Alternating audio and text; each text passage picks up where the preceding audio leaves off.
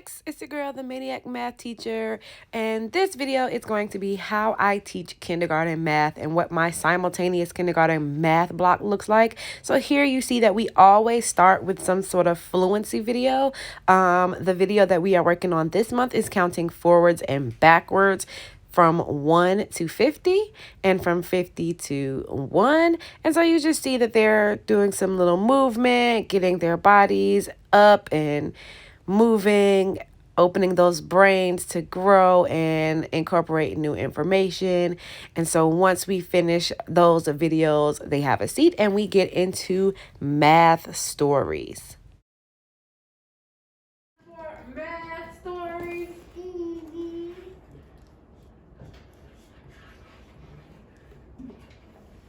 You're sitting in your best start in 5, in 4, in 3, in 2, in 1, and done.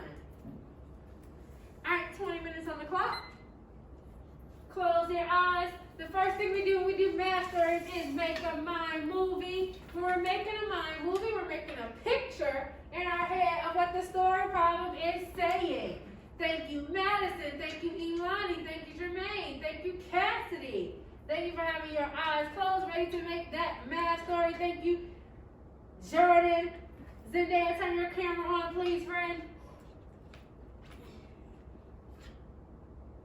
All right, our story problem today says, Lola has 5 flowers. She has a blue vase and a red vase. Show all the ways she can put her flowers in the blue vase and the red vase. Lola has 5 flowers. She has a blue vase and a red vase. Show all the ways she can put her flowers in the blue vase and the red vase. Listen again, friends. Lola has 5 flowers. She has a blue vase and a red vase. Show all the ways she can put her flowers in the blue vase and the red vase. All right, friends, open your eyes. We have learned lots of strategies for filling this out. So, first we learned that we could use our fingers and we could put some fingers down to see the 2 parts in 5. We also learned that we could use our 2 color counters and you can flip the colors over to see the 2 parts in 5. We also learned that we could draw circles and then we can X them out to see the 2 parts in 5. So you're going to have 4 minutes to show all the ways to make 5. Show all the ways to make 5. Lola has a blue vase and a red vase, friends. So your T-chart should have the color blue on one side, the color red on the other side, and the total number of flowers she has is 5. She's trying to split her 5 flowers between the blue vase and the red vase. 4 minutes. Go to work. So once I set the timer for 4 minutes, the scholars have 4 minutes to dump all of their ideas in sort of an illustration or representation into their notebooks, and we call it a math stories representation. What you see me doing here is assisting my lower performing scholars by giving them strategies to start answering the performance task question. The way my classroom is set up currently, my simultaneous classroom, it is split where my on level and above grade level scholars are all virtual, and my scholars who need a little more assistance from me are all currently in the classroom. So I simply mute my device so as not to disturb my virtual students while they are working, and I assist my in-class scholars with getting started on the task. As you can see, I don't write anything on the board because I want them to do it in their notebooks and I don't want to disrupt the thinking time of the other scholars.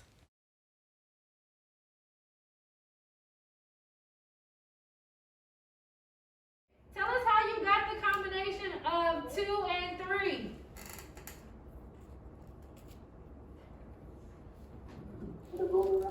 I have if you have an array at 2 and 1, it makes 5. Awesome job. So she remembers that if we have 3 and we add 2 more, it makes 5. And we do that a lot in morning meeting. Good job, Fred.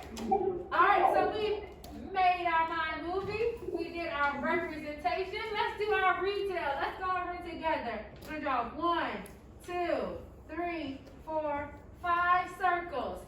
The first combination we had was 1 and 4. So she could put 1 in the blue vase and 4 in the red vase.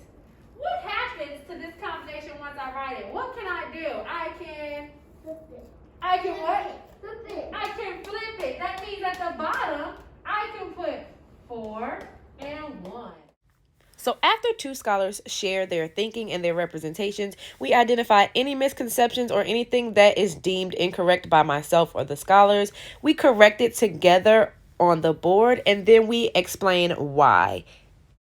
Why are we not going to use the combination of 5 plus 0? Why are we not going to use the combination of 5 plus 0? Raise your hand.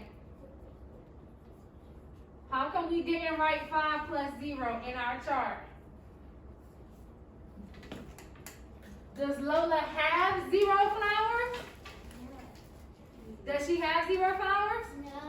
No, it says she wants to put all of her flowers in the blue vase and the red vase. So we don't want to have an empty vase. She wants to put flowers in both the blue vase and the red vase.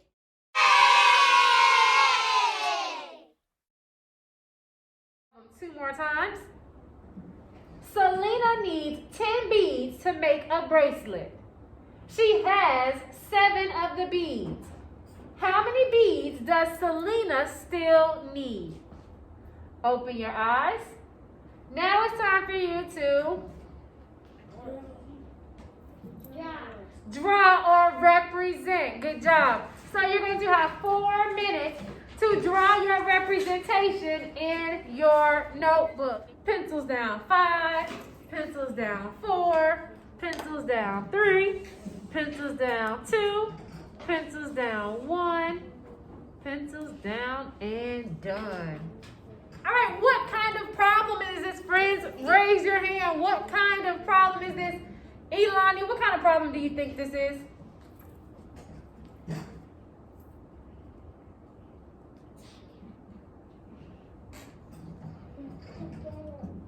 Huh?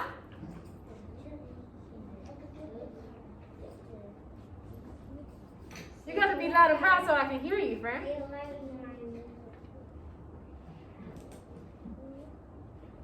Friends at home, who can help her? Raise your hand. What kind of problem is this? Jordan, what kind of problem is this?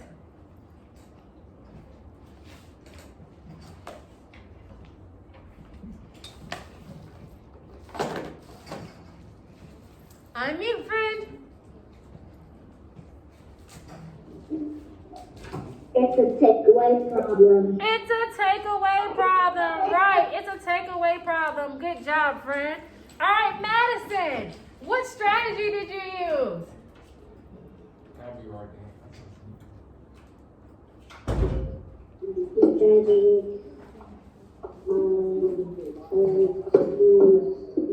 Ooh, can you be loud and proud so we can hear you clearly? The strategy I used was?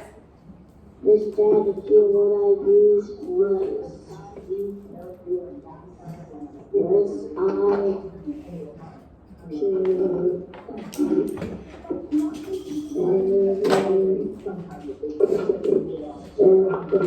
Okay, stop moving so we can hear you clearly. What did you draw first?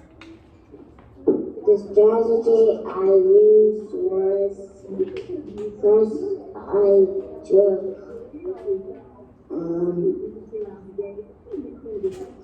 7 circles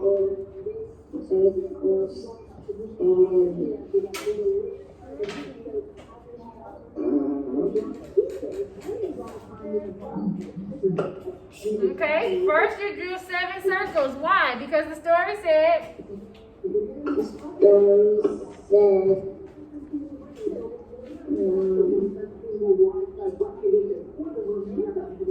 Selena needs 10 beads. Okay, so did you draw 7 or did you draw 10? 7.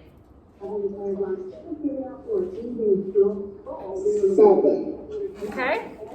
All right. So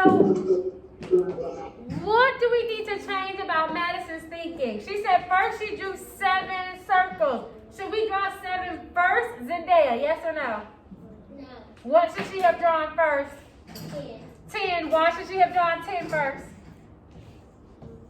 What kind of problem is this? Taken away. It's a takeaway problem. We know that is called subtraction. What's it called? Subtraction. All right, so the strategy we are using is circles. First, we drew what, Zendaya? First we drew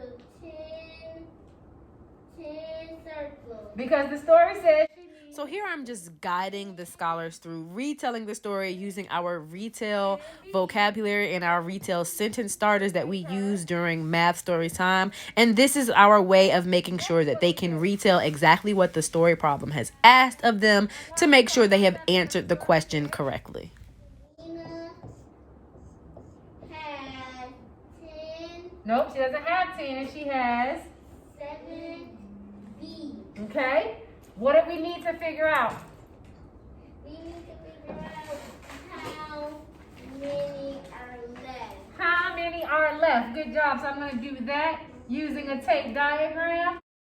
So once again, during the retell and solve portion of math stories, we go over how to solve the problem. But with this problem type, this is a subtraction problem. So it's a little bit different than the previous problem because I need to show them the multiple ways that their representations can look like in their journals. So we have learned to use circles, which is a strategy. We've learned to use tape diagrams as a strategy. And we've also learned to use number bonds as a strategy. So I am showing them what those look like correctly, just in case their strategy was not reviewed during the retail portion before we solve the problem and find out how many that students still needed